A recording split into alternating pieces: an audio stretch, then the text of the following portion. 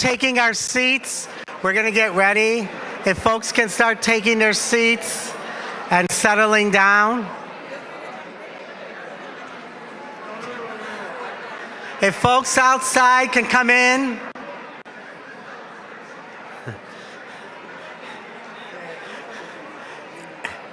If you intend to go chat in the lobby, this is a good time to escape. But for the rest of you that are going to stay, if I can have you grab your seats and finish your conversation with your neighbor.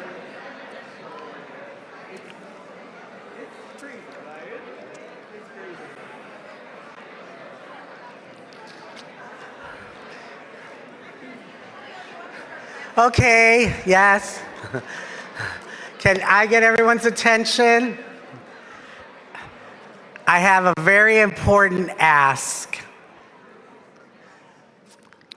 So, my name is Julio Rodriguez, and I am the Deputy Director of the Office of Employment and Training at the Illinois Department of Commerce and Economic Opportunity. I've been an state employee for close to 30 years, and here's my ask. Oh. Yeah, and I don't paint this. This is actually mine, and it's all I have except for this stuff. But I'm proud of my gray. And since I'm proud of my gray, I'm going to turn 66 this year. And I'm still kicking. But here's my big ask. Because I'm 66, I laid my state phone someplace, and I don't know where it is. So this is my, oh, you got it? Thank you. They got it.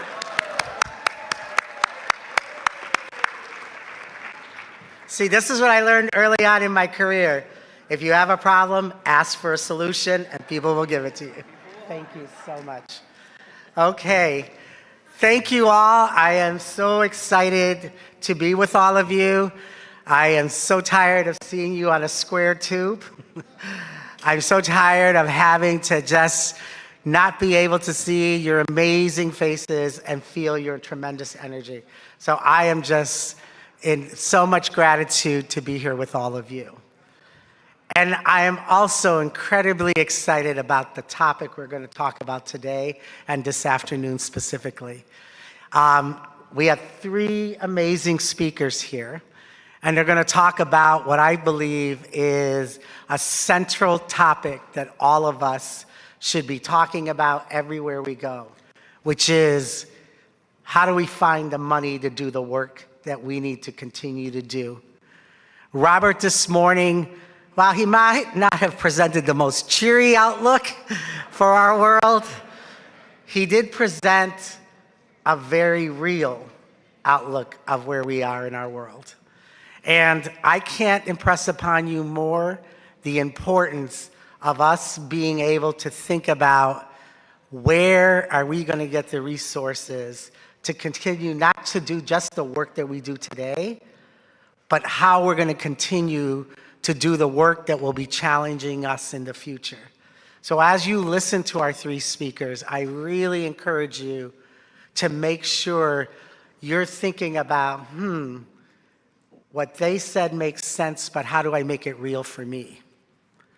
You know, I've run a nonprofit, I've been in government, I've been a board member of a volunteer organization, and one thing that has never failed to be top of my mind, and I say this on every board that I sit on, our job is not to run the programs, our job is to find the resources to help support the programs and the people that do the work.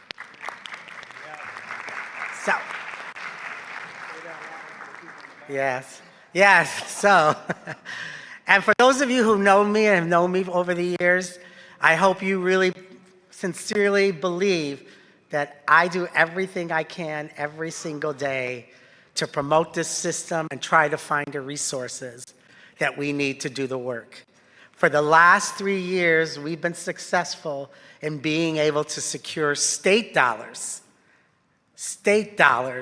to support the local workforce system. We continue to lead the nation when it comes to apprenticeship programs. We continue to lead the nation in the work that we're doing with people with disabilities. Our community colleges continue to be the exemplary education institutions they need to be. And all the nonprofits in the room and across this state are doing the jobs of heroes and heroines every single day. So thank you all, and give yourselves a round of applause.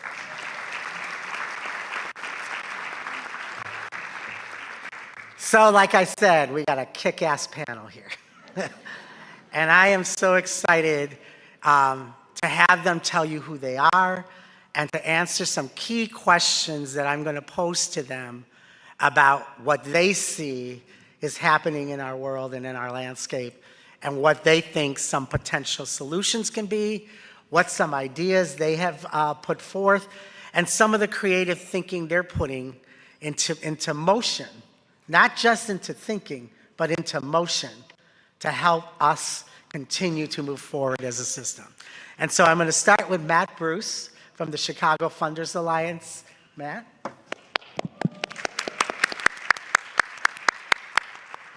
Thank you, and thank you, Julio, for inviting me today. So I work for the Chicagoland Workforce Funder Alliance. We're a collaboration of foundations in the Chicagoland region. We're hosted at the Chicago Community Trust, which is the region's community foundation. So I am squarely coming from the world of philanthropy. And so in responding to this question, I'm talking about sort of the patterns I'm seeing in philanthropic space, in the foundation world. And there's sort of two answers here. There's like the immediate things happening over the past few months, and you can guess what's triggered that. And then there's sort of the broader picture. I'll speak quickly about the immediate, because hopefully we'll see how long that lasts. But there's a lot of concern, indirect impacts in the philanthropic world, given all the threats to cuts. We see grantees like Chicago Women in Trades with funding taken away from the federal government, and we're hoping that's not the canary in the coal mine to the larger system. So we see foundations doing things like funding legal services, technical assistance for strategic planning. We're even thinking about, do we need to support mergers in the nonprofit and social service space? So I need to say that at the outset, because that is the reality that philanthropy is in right now. But there is a broader answer in terms of the general patterns, which is actually more optimistic and positive. There is actually a shift in generational wealth in our country. So actually, there is more philanthropy happening and more interest I see in the foundation world in workforce development. So this is good, but we have some work to do educating philanthropy and foundations about workforce development, just as businesses don't know how great the workforce development system is and can be for them. Actually, a lot of philanthropists come out of that same world. They own companies, and so they probably don't know what they should about what a great investment workforce development is either. So it does have a lot of things going for it, especially as shifting attitudes about the labor market, about what you need to succeed, career pathways, apprenticeships, work-based learning. These are all things that once foundations or donors learn about, they see how compelling those types of philanthropic investments are.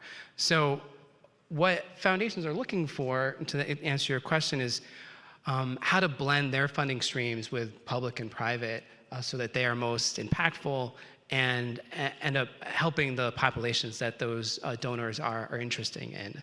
So it's a similar theme that you've been hearing, but sort of like the need for collaboration across funding streams, across different types of partners. Philanthropic funding has things that it does well, things like barrier reduction, like flexible funding, like funding for pilots, trying new things, but that works best when it's in collaboration with other funding streams that can be there to scale those things, like once they're proven, once they've shown their return on investment. So these are the general hopeful things we're seeing, and I think as we hear the other perspectives, we'll talk about how philanthropy can fold into to what they're seeing as well. Great, thank you, Matt. Okay, thanks. So I'm gonna have Lysandra introduce yourself. And really, the question for you, Lysandra, is really around what are you seeing? You know, we talked earlier today about AI.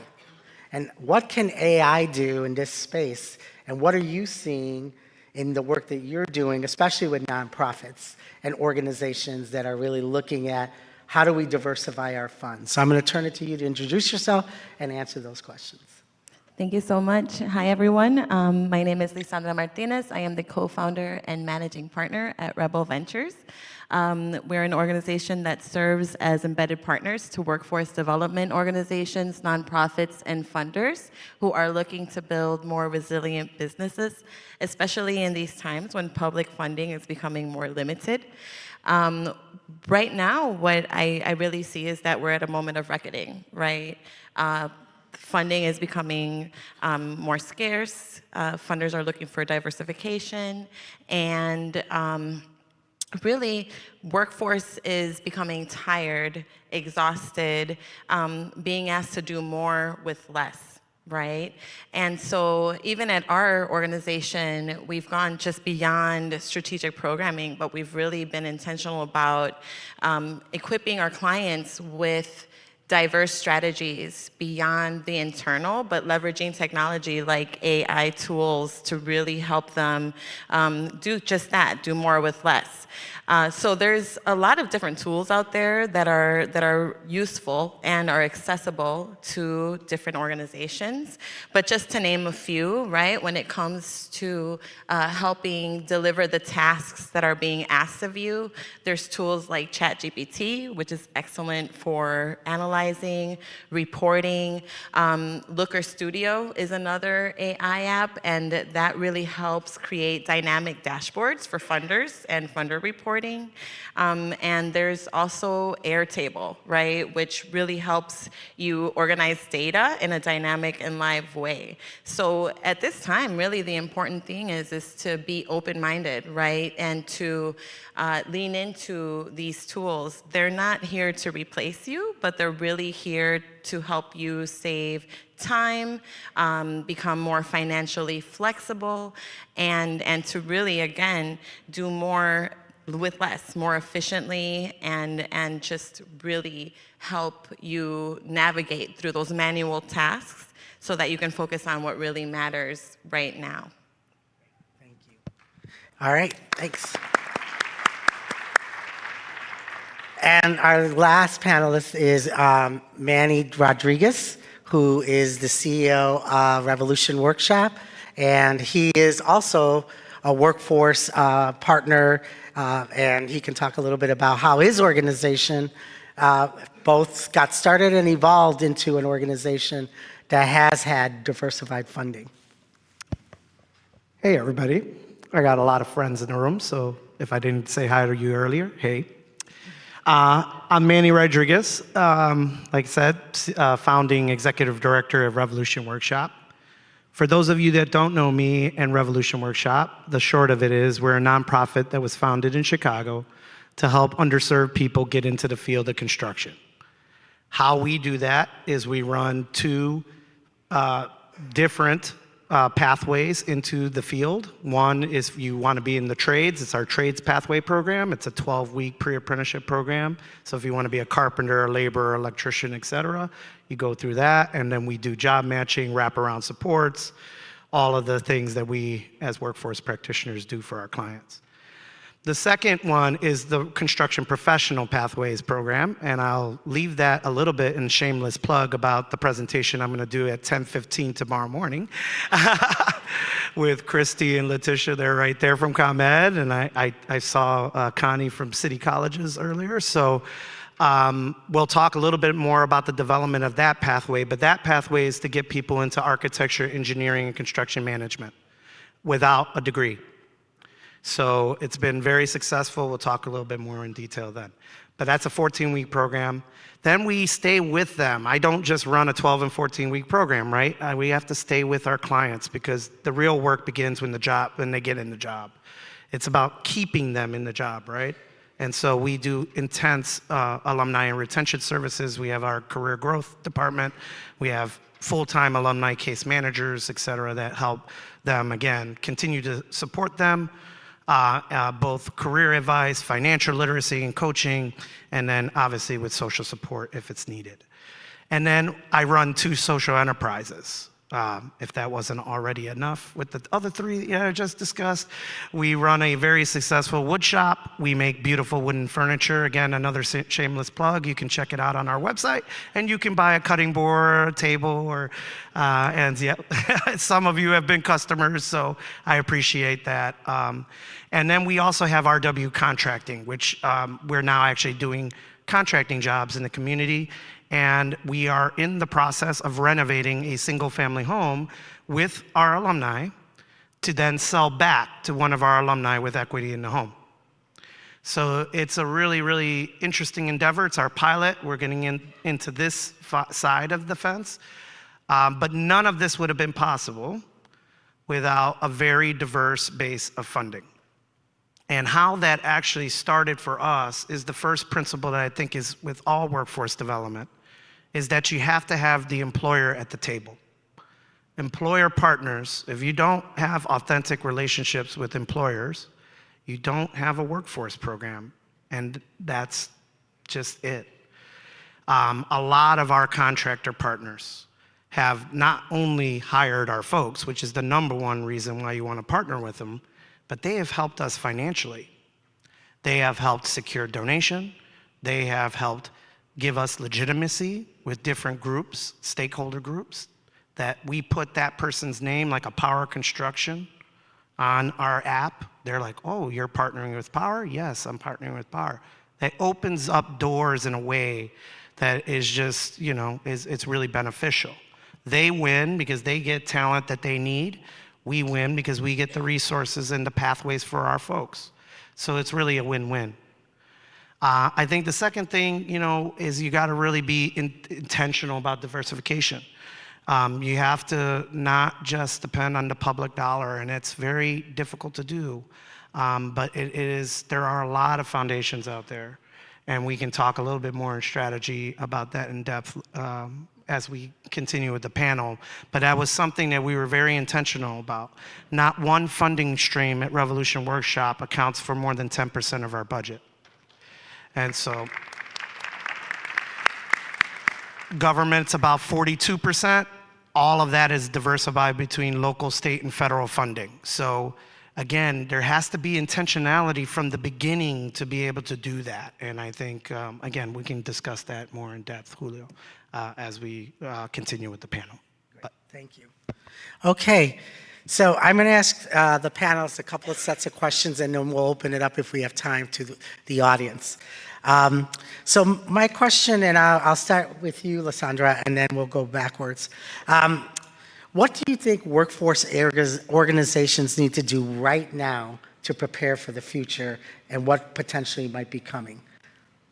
I really think that the important thing that everyone needs to be doing right now is taking a moment, a pause, to really audit how your workflows, your operations are moving, and to really identify those points where there's stoppages, right, where it's inefficient. And then really looking to the partners and the resources that will address, and the tools, actually, specifically AI tools that can address those workflow stoppages to help you become more operationally efficient, to help you scale and sustain, and to really understand where can we improve and do better with our operations.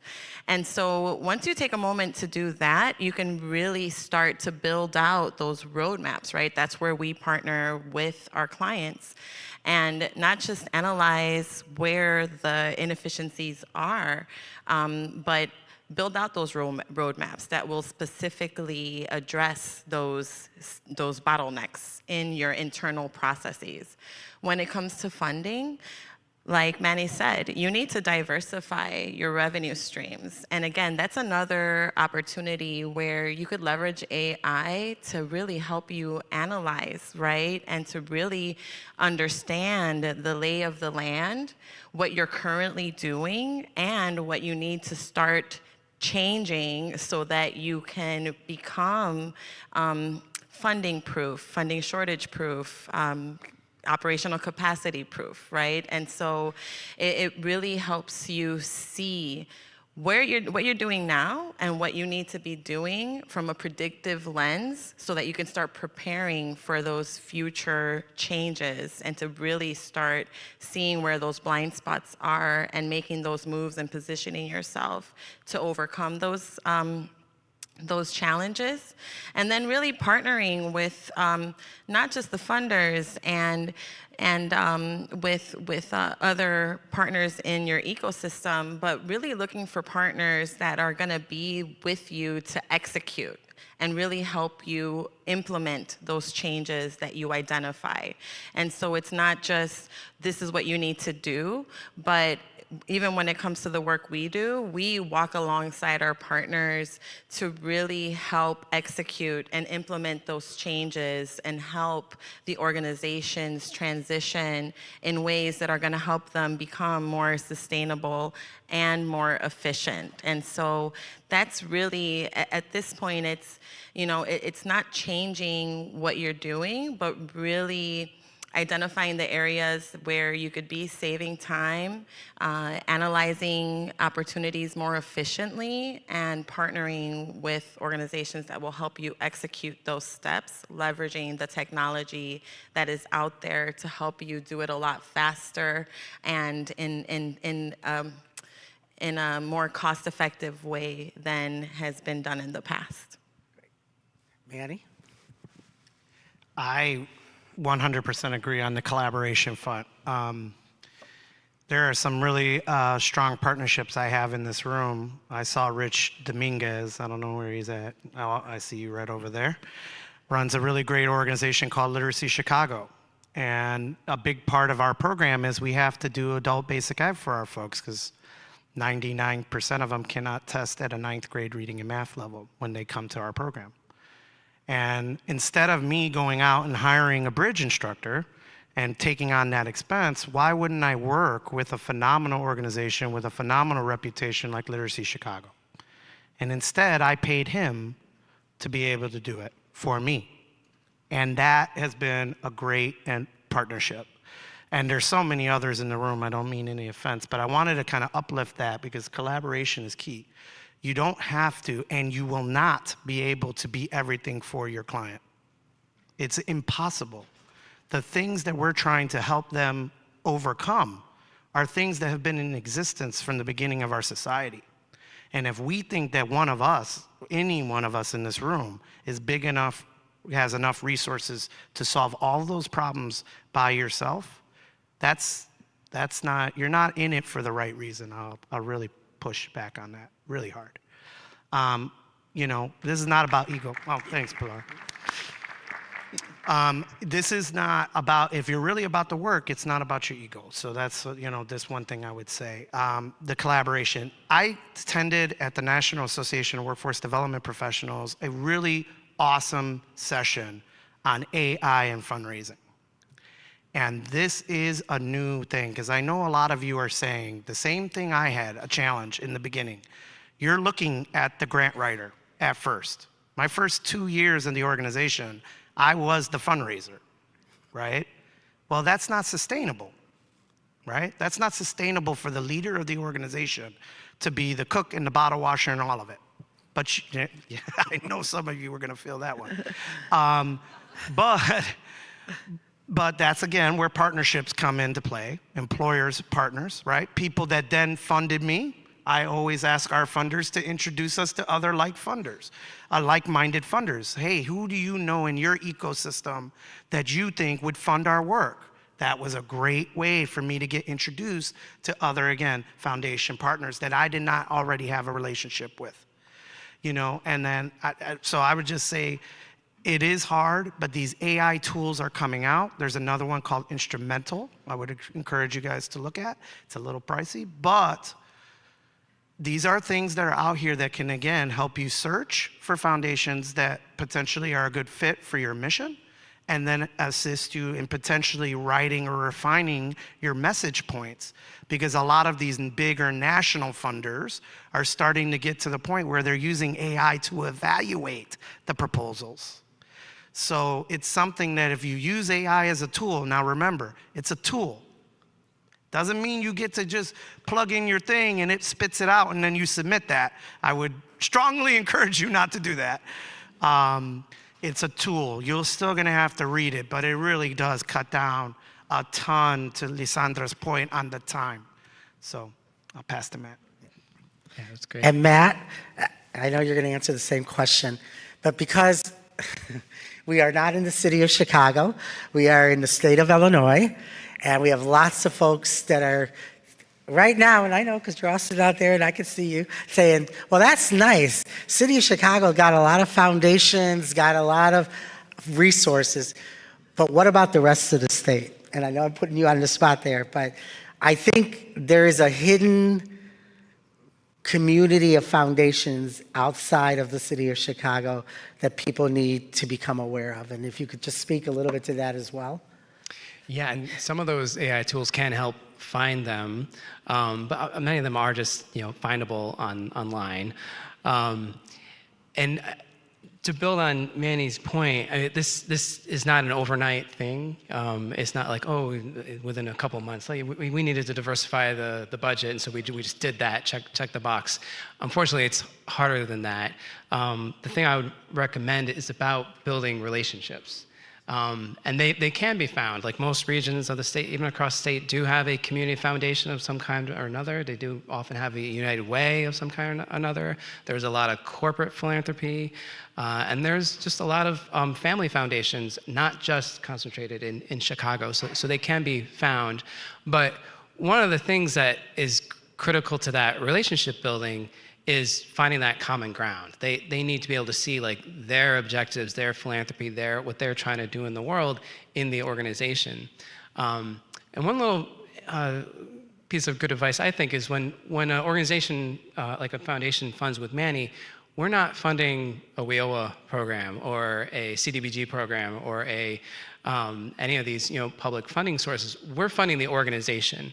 Actually, if a foundation is doing its job well, they should be looking at the mission of the organization, the change you're trying to make in the world, and that's what we should be funding. It's great that Manny has all these other tools at his disposal to put towards that mission, and then those foundation dollars can then go towards that tools. But we're not funding a WIOA program. We're funding the mission of Revolution Workshop. And it takes time for Manny to build those relationships.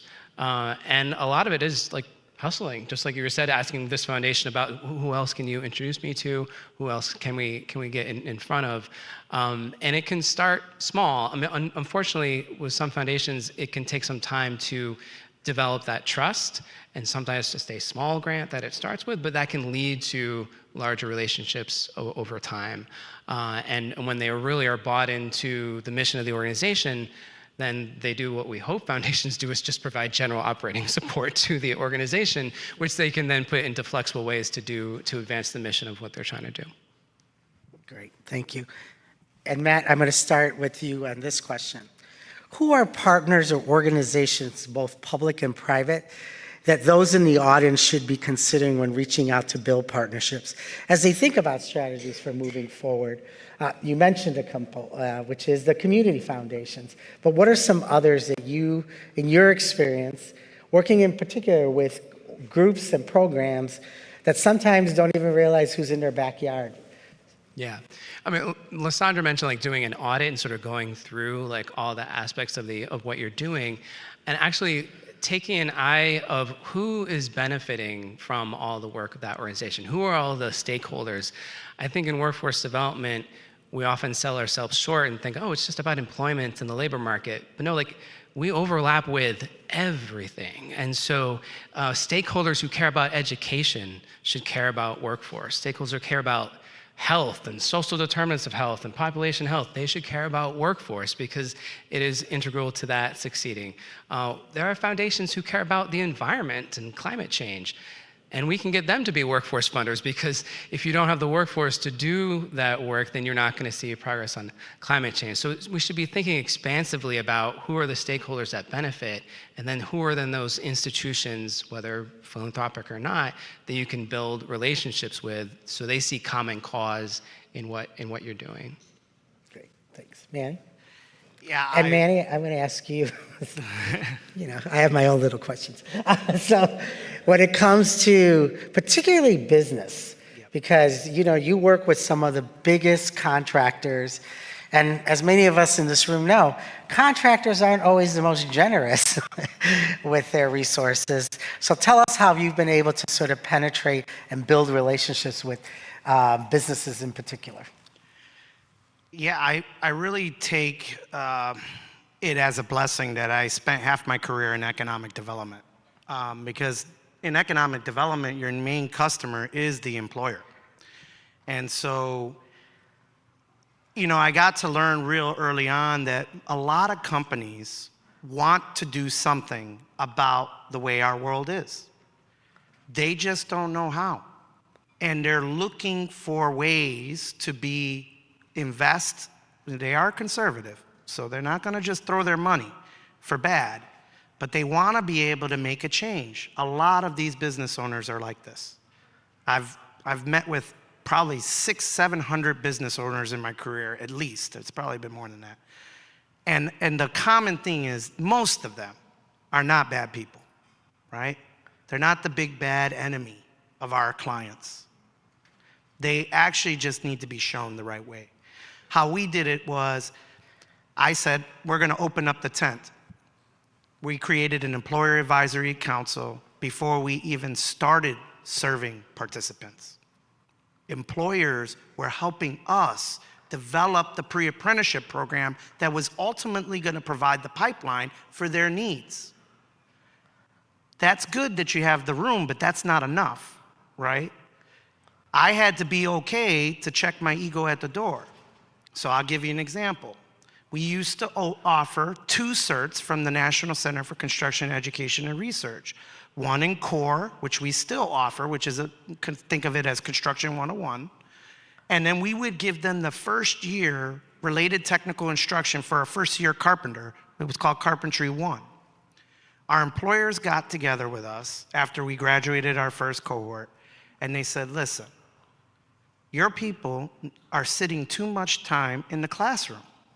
You only have 12 weeks with them. This is physical work. We need you to help make them understand there's a pace, there's a hustle, there's a thing to this, there's a physicality to this work. I could have been offended and been like, man, I'm gonna offer this because this is what's better for them. But the other point that they made is you're not just placing carpenters.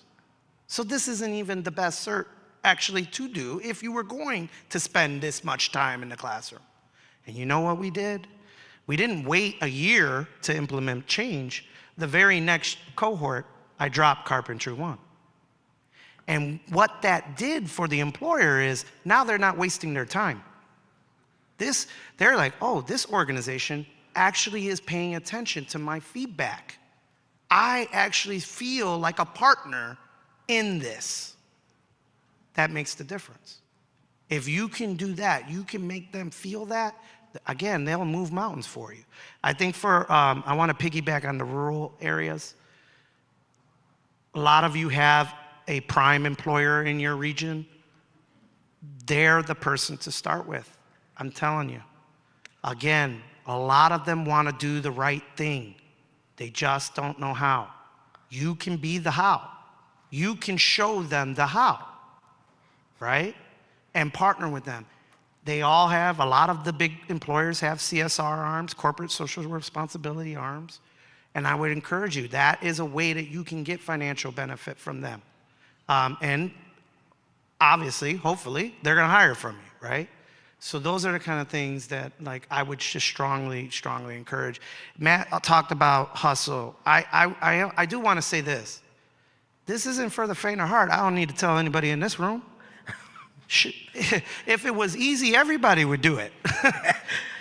So you gotta hustle. There is, I got a lot more no's. The first thing I learned when I was in economic development, I had a mentor and he told me, don't be afraid of no. It's no if you don't ask. Back to Matt's point, a lot of foundations, you might not fit their box perfectly, but you won't ever know unless you ask. So you gotta ask. And I would just tell you, be brave. Don't be afraid of no. It's gonna happen. I submit probably, I don't know, My development people probably submit 100 grants a year. We probably get, 30.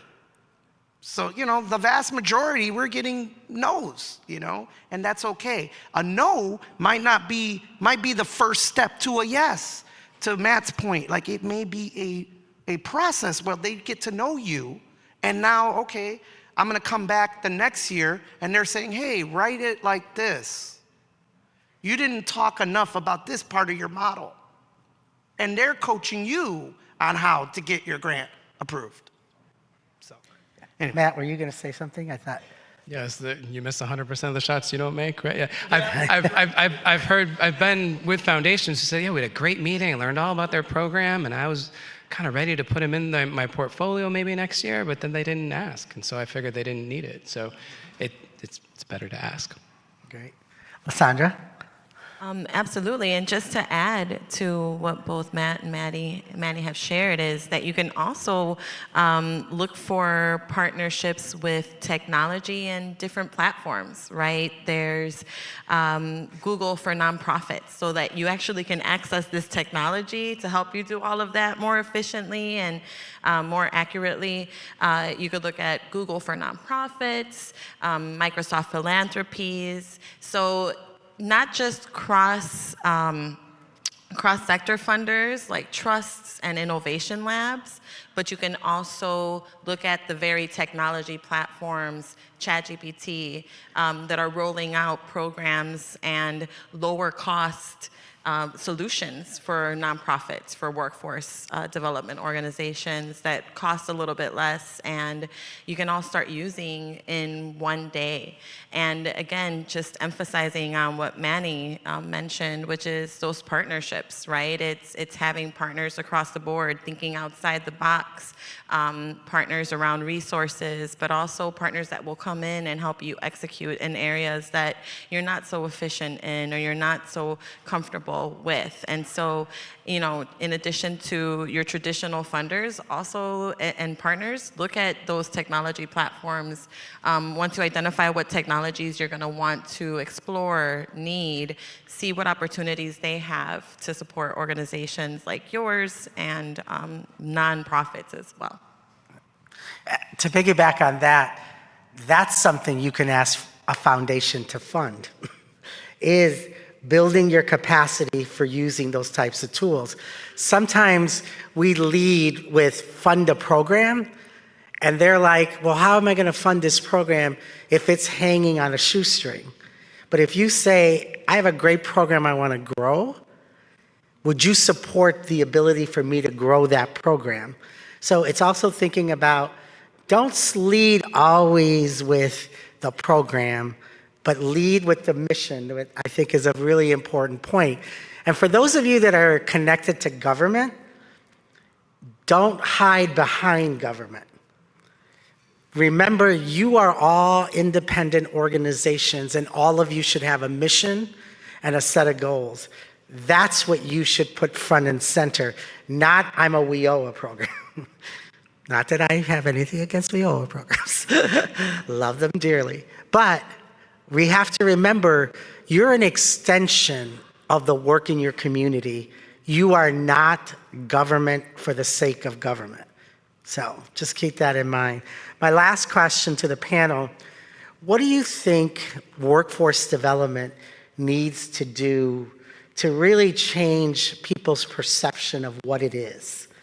I think one of our challenges, right, in fundraising is when you say we do workforce, everybody's like, oh, well, I use my family. They go, oh, you do workforce for the state. That's cool. But if I say, oh, I can get you a job, and then, woof, they got a million questions for me, right? So that's the thing. What do we do? What's our messaging need to be, especially in a time when folks are trying to decide, do we really add value or do we not? So I'll start with you, Matt. Yeah. Really building on what you said, Julio, I think we need to change the narrative around workforce development so that it is a universal system. It's not something that's there for special populations. It is there for the entirety of our residents in the state of Illinois. It's not about any one funding stream, but really about everyone, or almost everyone, needs to navigate the labor market in order to succeed.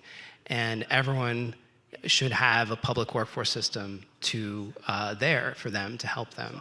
Just like public education is seen as a universal thing, or public health is seen as a universal service, workforce development should be seen that way. We don't want to get too pigeonholed as like, oh, this is the WIOA system and this is the SNAP B&T portion for these folks. And no, we need a system that's there for everyone. And so when someone walks into our public workforce system, they feel like they are being served by a public workforce system and not by a particular funding stream, or because they fall into a particular population. Annie? I think that we're in a capitalist society, and the only way that you can really make it in this world is by you have to have real, genuine economic opportunity and mobility. And that's what we provide people, is economic opportunity and mobility, right? Opportunity for businesses in our community to get the labor that they need to be successful, which then allows them to hire more people, which then again builds on itself. And I think when we, again, get away from the specific funding streams, especially the government ones, and I want my government partners to not hold this against me, but I'm gonna be real, y'all already know who I am. So, government doesn't allow you to be innovative. It doesn't let you take any risks. It doesn't let you, necessarily meet your people where they're at all the time. And that's why it's so important to look at these other funding strategies and these other funding groups as a way that you can get your mission and your organization funded. Because again, it is very difficult and the bureaucratic lift is very difficult, and it's not for everybody. And so, I think it's something that we need to really highlight. But again, I agree with Matt. We got to look at this holistically. We're more than just workforce development. We touch every part. We work with housing, we work with recovery, we work with returning citizens, we work with immigrant populations, we work with everything, right? Because everybody, again, in this society, we need to work to make a living. So we're critical, and I think so often we kind of play our own selves down. And I would just say, I think we're the most instrumental part, but I'm biased. And again, we're all piggybacking off of each other here. So I think that to really change the face of workforce development, we need to change how we frame it. Too often, it's seen as charity, as a public service Band-Aid, but really it's the development of economic infrastructure, right? It's what powers entire ecosystems to grow. So we need to change how we frame it. We need to talk about workforce programs like we talk about venture capital, right? It's really an investment in human potential, and we really need to back that narrative up by data, right? We need to back it up with the narratives that we're talking about it, and really not make it a choice, but make it so urgent for people to value workforce development. And in the end, it's really showing up, right? It's not just showing up in the grant spaces, but at tech events, so conferences, boardrooms, and it's not just, we need to position it not just as reactionary, but revolutionary, really. And I think that that's what's gonna help change the face of workforce development. Great, thank you. Okay, I think we're gonna open it up to questions now.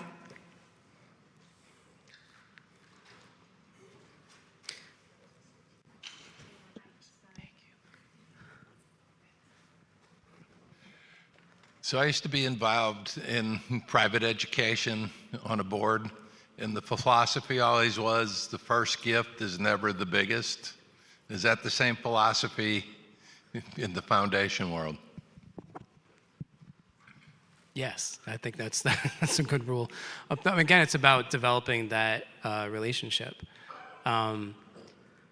The term in philanthropy that is gotten a lot of attention is called trust-based philanthropy, and it's where we sort of want foundations to go. I think it should be our best practice in the philanthropic world, which is you get to know the organization you're funding, its mission, its leadership, and that's what you fund.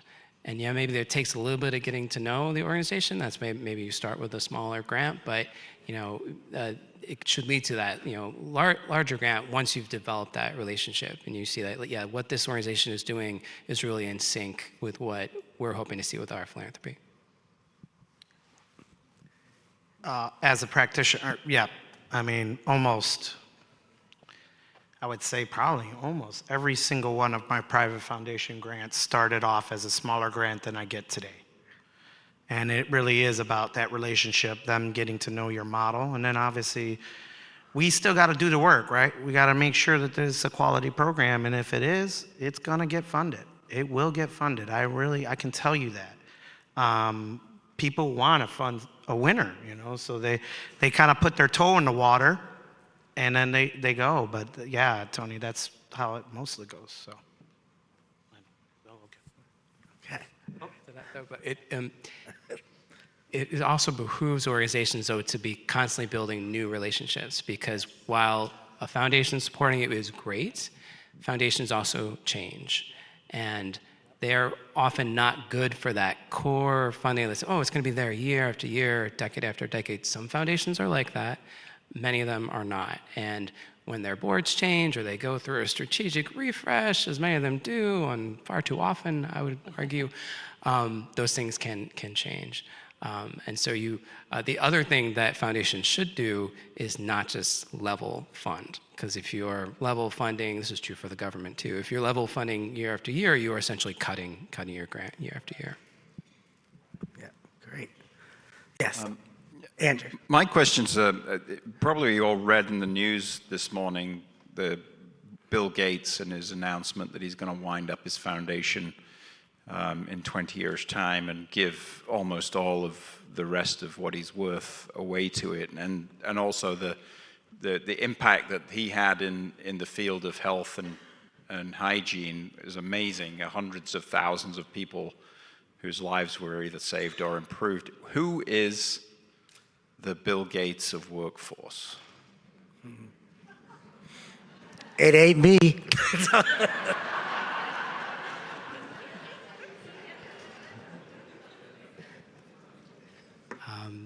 To her credit, Mackenzie Scott did give a lot of money to a lot of workforce organizations, Yes. so we would like to see more of that kind of philanthropy. That is actually a way of doing trust-based. You sort of find the organization, just give them the money. And but I don't know that there is a Bill Gates of workforce development philanthropy. There's one of the things I thought I was saying earlier is that this is not a one size fits all. Like, there are lots of different kinds of foundations.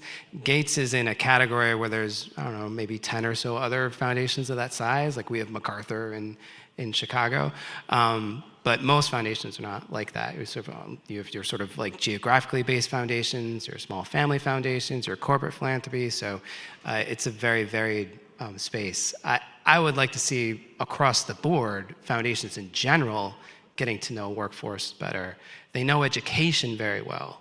Like, any foundation or corporate giver that can fund a scholarship should be able to fund workforce development, because it essentially has a lot of the same social impact. Hello, I'm Jacqueline Daniel. I go by Jackie. I am with the Macedonia Development Corporation in East St. Louis. We are a workforce hub, the CEJA Workforce Network Program Hub. There was actually a question in the poll or the Q&A on the app, and I want to kind of ask it and expound on it specifically to me. They ask, a lot of diversification happens through different grant opportunities and in the community college system, and I'm going to say in the community-based organization as well. We are strapped for personnel to write and manage those grants.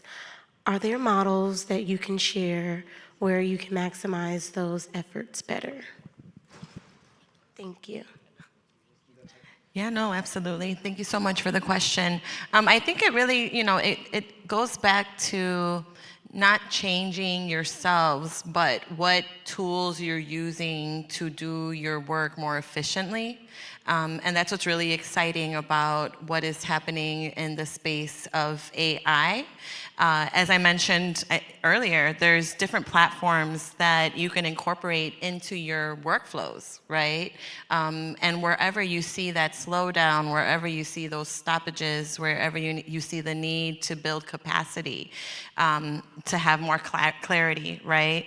You're gonna want to integrate those different solutions, like run to those solutions, because it's revolutionary. It's really going to help with minimizing the time-consuming repetitive tasks, right? And give you time to do what's more important. And so platforms like ChatGPT, like I mentioned, is excellent for grant writing and stakeholder communication.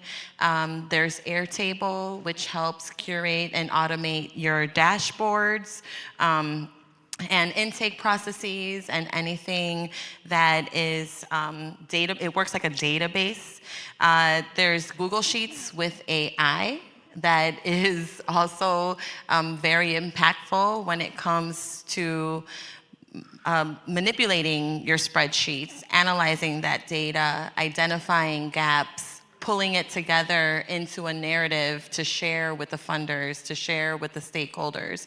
And so, the most quick answer to your question is lean into the technological solutions. Look for partners, look for organizations that are coming in and helping community colleges and organizations like yours assess where there's opportunities for those accessible solutions to be implemented, and can help upscale your team to use them more efficiently. Like Manny mentioned, there's an AI platform that already focuses on grant writing and matches you. And so don't be afraid, right, of the technology. Don't be afraid. Experiment, explore. Start with something simple, start playing with the free version of ChatGPT. Ask it questions, ask it to analyze things for you, your stakeholders, your funding sources, and ask it to predict how you could do things better. But definitely, if you take a moment to analyze where you're spending the most time, those are probably the tasks that you could be leveraging AI to do for you, that can automate for you, so you can focus on the more important aspects of your work. We have a question virtually as well. Oh, sorry, Mimi, were you going to say? Yeah, I want to give you some very specific, trying to show you how we did it. When Revolution, we started, we were about 250,000 in operating and had only 4 employees. Last year, I closed about $4.5 million and I had 35 employees, right? But I did that, oh, thank you. I didn't say that to do this. But what I was saying is it's totally possible to get there. And I did that roughly from October 1st of 2018 till now. And it's completely, you're able to do it. But I started, again, I had to be the grant writer in the beginning, right? I wish I could tell you that that's not the way it's gonna be. I'm not here to lie to you, I'm here to tell you the truth. So you're gonna have to work a little bit in the beginning. But then I got to the point where I was able to contract someone to help me write grants. So I got a contract person. And that's not a full-time person, so you save a little bit of money, right? Then I got enough, I was able to hire a director of development, and then hire a development associate, right? And then build out that team. I think the biggest thing as nonprofits that we sometimes don't do a good job of is we focus on the program side and we forget about the back end. And that is very important. You cannot do this without a competent finance person, without a competent development person. You do need to get to that point to really take it to the next level, right? So, but in the meantime, you're starting off, it's you, then it's maybe a contractor. Maybe it's you and these tools, these AI tools that we're really encouraging you. Everybody here, be brave about AI. It's here. Ain't nothing about, I already feel like our whole system is a little bit behind the 8 ball. We need to be preparing our clients on how to prompt AI and how to use AI as a tool. We're not even doing it effectively as organizations. So how are we going to be able to teach it to them? So I really want to leave that with you, because I know we've mentioned, and me and Lysandra have brought this up a couple times, but it's because it is a great tool and it does really help increase your capacity. Okay, we probably have time for one more question. Yes, Okay, the one yes. on the line. Yeah. We have a virtual question. How can we utilize apprenticeships to support WIOA staffing and leverage formula funds in the best way to support continued individual training and support services? That was yeah, you were really holding on to that one. I'll let the panel start, and I could address it too. That was a lot. So I'll try my best to do this. So again, I talked about us having post-placement activity. So we're a pre-apprenticeship, right? I think it's very important. I think people have to understand that apprenticeship means that they're working. They are working in the career path that they're getting the apprenticeship in. So they're getting their related technical instruction, that's all their theory, and then they're getting the on-the-job training. It's both of those things together, along with wage progression, that really creates what an apprenticeship really means, okay? So how we do that is, right, the employer at some point has got to invest in their people. An apprenticeship, there's a ton of research out there. If an employer of yours is skeptical about the apprenticeship model, being able to help them meet their talent gap, there's a lot of great information out there. Apprenticeship Illinois has a ton of resources. I would really encourage you to look at those resources, because we helped develop with a lot of folks in this room. I served on the apprenticeship committee for about 7 years, helping develop this framework about what this means for our state and our ecosystem.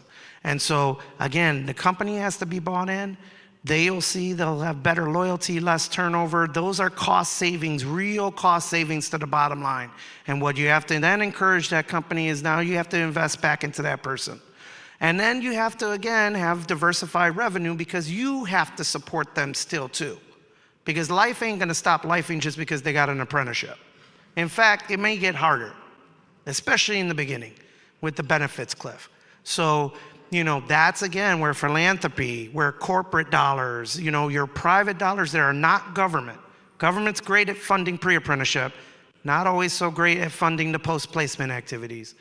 Those are where we have leveraged our general operating dollars to really provide a lot of services to support folks in apprenticeship. And again, it builds off itself. Once you get these successes, employers are gonna come to you, because they're like, you're meeting my competitor's problem. Well, now how can you work with me? No problem, here's the door, let me show you. Let's come sit down and have that conversation. Yeah, just to echo that, ideally, apprenticeship brings all the stakeholders into that model. So the employer is going to benefit long-term from the talent that apprenticeship is building for them, should be a stakeholder investing in that. It might be related to apprenticeship grants, but also to the capacity question. Like, ask for the indirect rate that you really need to support the program. The way you can support things like a grant writer, things like a development associate, is it's either going to be general operating funding or it's an indirect rate, and funders should know that they need to support that. If we're going to fund these things through a grant regime, we need to fund things like grant writers and development. And I would just say, I think you're going to see a trend where more and more funders, both public and private, are recognizing the need to up our administrative cost levels. But also, I think the other thing you're going to see is, in particular, we're going to want employers to be co-investors. So what are the programs? And actually, apprenticeship, and this is why I think sometimes people lose sight of, when an employer signs on to a real apprenticeship, they've already hired that individual. And so they've already put skin in the game, but we don't do enough to acknowledge that.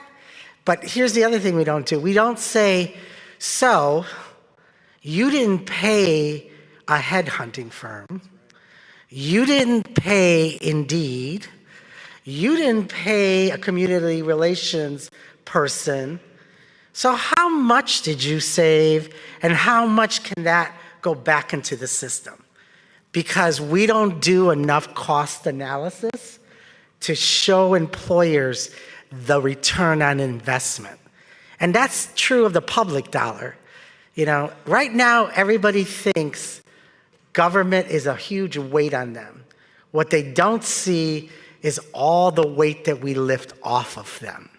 And that's our job. So with that said, I want to thank the panelists. Oh, sorry, I have one more question. One more question.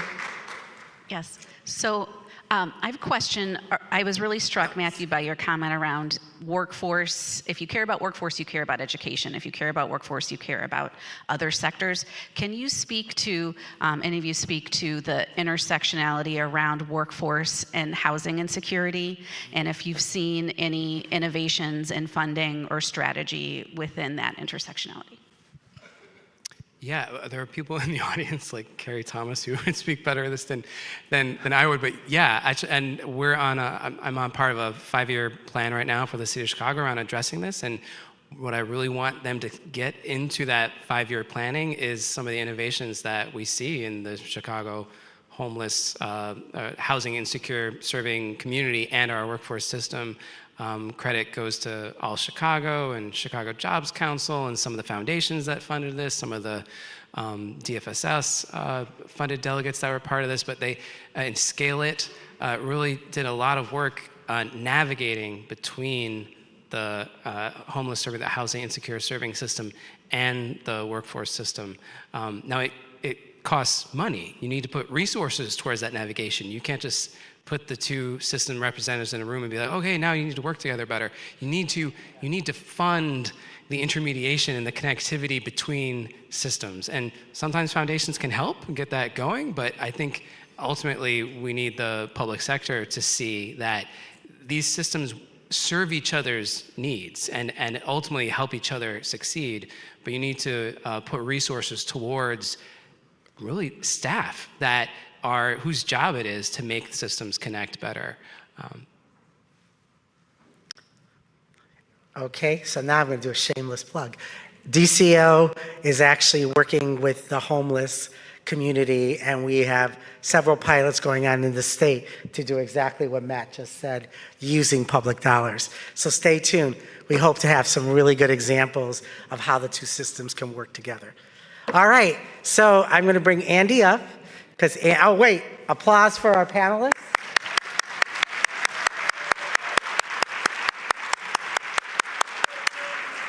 Yes, and I encourage you to talk to them during the break and really get some more information and maybe their contacts.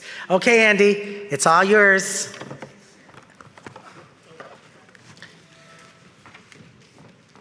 And thank you for finding my phone.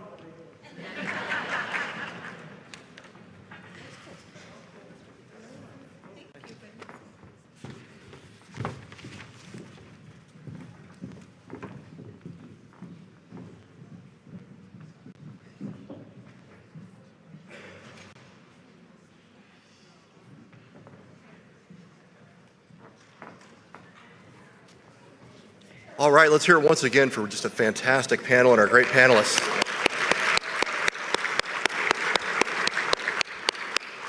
And great facilitation, Julio, thank you. All right, just some housekeeping items as we head into the home stretch for today at your summit. First timers, how you feeling? Good? All right, that's awesome. Just so glad there's so many new faces here. So if you haven't yet looked at the schedule, just want to go over a few things. We do have one final breakout session for today. Also, please remember that we are beginning earlier tomorrow, right? Breakfast at 8:30, and we start breakout session at 9. So please be timely. Let's respect our presenters and enjoy the breakout sessions. Also for this evening, if you look in your Whova app, you will see under resources a Let's Eat option. So we have a couple local experts that put in there some great local places to eat depending on where you're staying in the city tonight. So please take advantage of that and eat well. There's lots of great places in Peoria. Also at the end of tomorrow, you're not going to want to miss the fantastic Tony Furman up here at the podium. So Tony, thank you for taking charge tomorrow. I will not throw Tony under the bus. Some of us are better people. So, and with that, you will not want to miss the closing plenary tomorrow. It is another fantastic panel. Please enjoy the rest of today. Please enjoy tomorrow, and thank you so much for your grace and kindness today. Please enjoy the summit. It is your summit.